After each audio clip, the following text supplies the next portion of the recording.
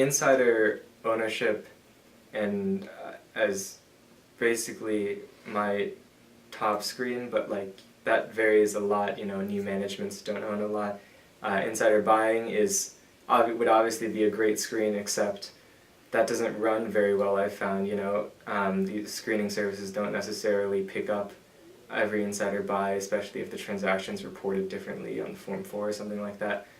But yeah, generally, like, those are my number one factors.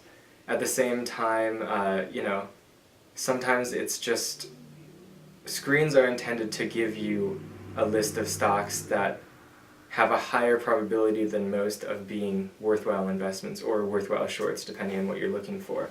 And one of the kind of weird qualitative things I've found is companies that I kind of try to screen for, like, frugility in microcaps. So companies that don't spend at all any more than they need to. So that would be like low SG&A as a percentage of revenue, low corporate expenses, and things like that.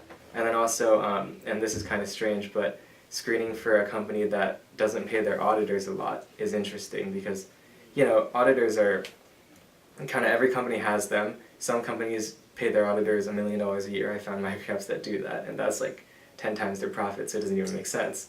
Other companies pay their auditors $20,000 a year and go like, okay, you're here to do this job, and that's it.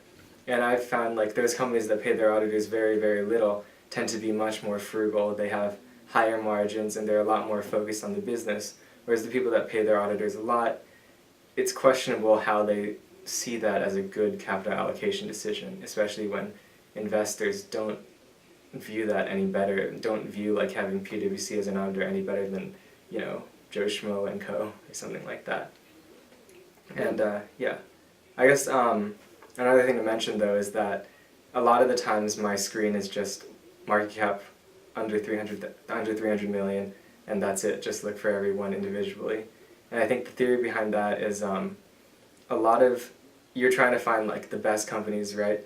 And in the end, those companies are by definition going to be outliers from the herd. So in order to find the outliers, you can't run any traditional screen to find the next great company, because, you know, by definition it's going to be like 1 in a million or something like that, and that's kind of the kinds of companies you're looking for, especially if you're a really concentrated investor like me.